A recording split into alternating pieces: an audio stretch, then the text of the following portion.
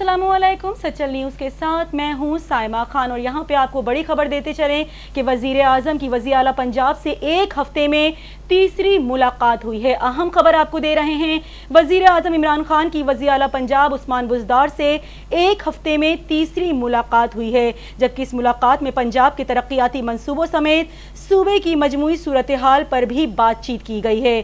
पंजाब में PTI की तंजीम साजी और पार्टी उमूर पर भी बातचीत हुई है। आपको अहम खबर दे रहे हैं, वज़ीर आज़म इमरान खान की वज़ीर आला पंजाब उस्मान बुज़दार से एक हफ्ते में तीसरी अहम मुलाकात हुई है।